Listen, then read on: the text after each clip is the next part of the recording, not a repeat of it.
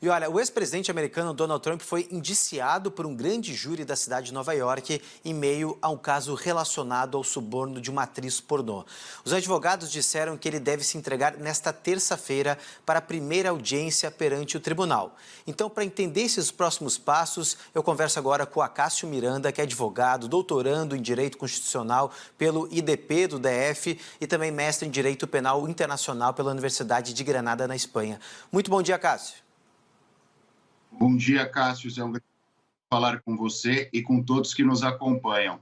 Perfeito, Acácio. Vamos começar então, inclusive até por essa resposta de Donald Trump, né? Ele disse que é a armação da oposição, de Joe Biden. Ele tentou meio que impor essa narrativa de conspiração, mas é uma acusação que se torna ainda mais grave porque, de fato, aí está sendo investigado que ele usou o dinheiro da campanha para comprar o silêncio da atriz. Isso acaba complicando ainda mais a situação dele? Exatamente. Existem dois pontos desfavoráveis e bastante desfavoráveis ao Trump. Primeiro, o suborno em si. Ele, durante a campanha eleitoral, para que não fosse prejudicado, subornou uma atriz pornô para que ela não externasse um suposto romance que eles tiveram. Em segundo lugar, depois, o dinheiro utilizado para o pagamento desse suborno foi inserido dentro da sua prestação de contas eleitoral e, consequentemente, foi pago com dinheiro público. Circunstância esta que agrava ainda mais a situação do Trump, uma vez que, além do suborno, foi um suborno efetuado com vistas a não atrapalhar a disputa eleitoral que ele tinha naquele momento e pago com dinheiro público. E a professora, inclusive, o indiciamento, né, de Trump pelo escândalo dessa compra de silêncio não impede o republicano de concorrer novamente à Casa Branca, né? O senhor pode trazer mais detalhes dessa questão dessa legislação, porque é muito diferente do que acontece aqui no Brasil, que existe a lei da ficha limpa. Exatamente. A limpa no Brasil dispõe que aqueles que condenados em segunda instância ou que tenham uma condenação confirmada em segunda instância ficam inelegíveis por um período de 8 anos. No que diz respeito à legislação criminal norte-americana e até à legislação eleitoral norte-americana, não há este impedimento. Significa que, mesmo condenado ou até preso, o Trump poderia disputar as eleições norte-americanas, poderia disputar as prévias do Partido Republicano e, se eventualmente escolhido, poderia disputar as eleições norte-americanas. Óbvio, acaso estivesse preso e fosse eleito, nós teríamos aí um complicador, mas fato é que, em termos de impedimento quanto a disputar as eleições, não existe uma regra equivalente à regra aqui que nós temos no Brasil. E, professor, outra relação também, claro, um escândalo sempre acaba interferindo negativamente na imagem de uma autoridade, nesse caso de Donald Trump. Como esse escândalo, até mesmo esse indiciamento, pode atrapalhar nos planos de Trump, que ele, inclusive, está tentando aí angariar um capital político maior para tentar voltar à presidência da República? É importante nós observarmos que hoje nós vivemos uma era que alguns líderes políticos são bem diferentes dos líderes políticos que nós tínhamos há um tempo atrás. E o Trump talvez seja o grande símbolo dessa nova geração de políticos, uma vez que, se nós pensarmos em 10, 20 anos atrás, um escândalo como esse afetaria sobremaneira a imagem do político. No caso do Trump, não. Por mais que ele esteja afetado por conta desse escândalo, ele tem feito do limão uma limonada. Ele tem usado essas circunstâncias para medir o próprio capital político, ele tem usado essas circunstâncias para incendiar os seus apoiadores mais fanáticos e tem usado essas circunstâncias para estabelecer uma narrativa que,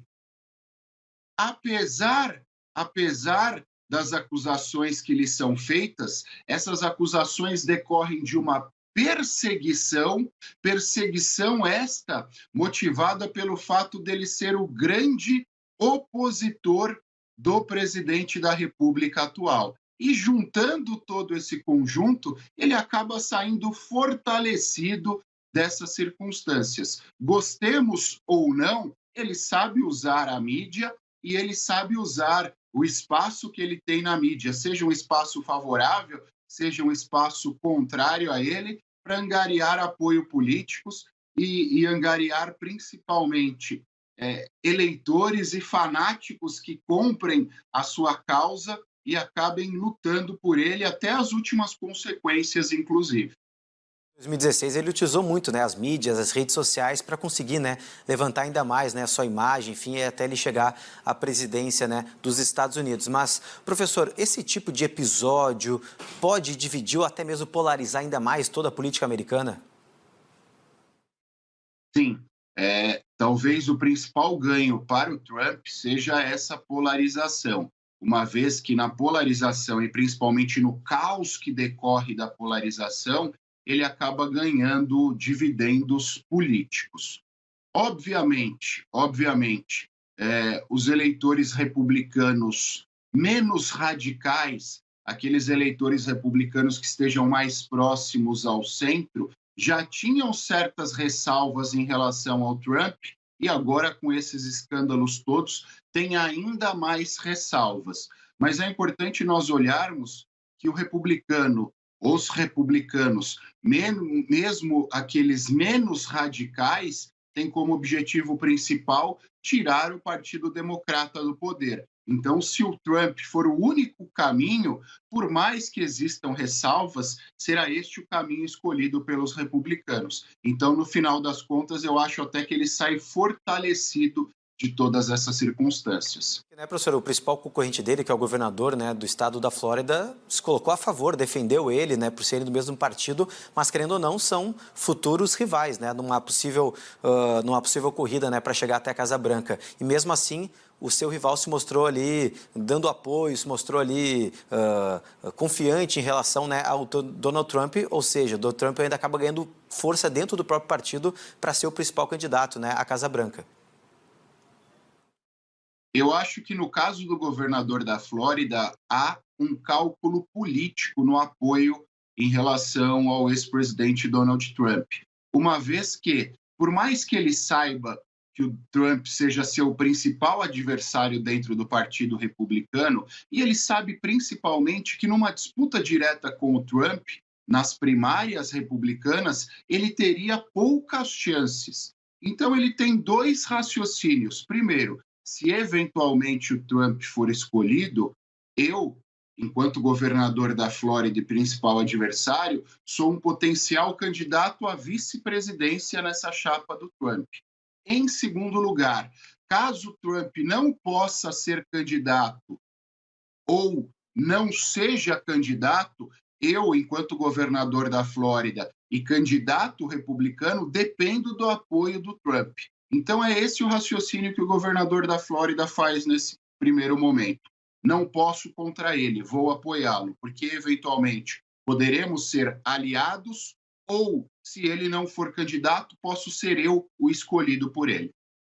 O próprio Donald Trump se mostrou muito agressivo quando ele foi a público falar sobre essas acusações, né? Falou dessa questão da conspiração, de armação da oposição. Isso é um sinal não só, claro, da estratégia dele, mas do que pode vir se tratando de Donald Trump, que inclusive é muito parecido, né, com o perfil do nosso ex-presidente também, o Jair Bolsonaro, de serem mais intempestivos, de serem mais imprevisíveis.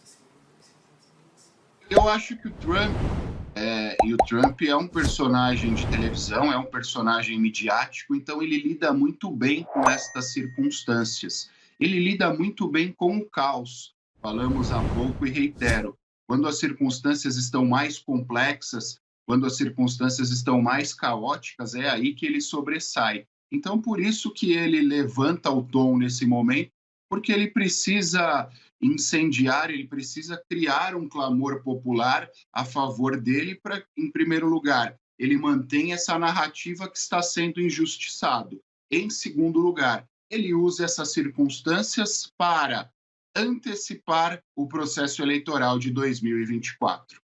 Perfeito, professor. Eu gostaria de agradecer muito a sua participação, trazendo um pouco mais da análise dessa situação, inclusive o que pode custar, né, esse indiciamento de Donald Trump nas futuras eleições americanas. Obrigado. Sou eu quem agradece. Bom dia e um bom final de semana a todos.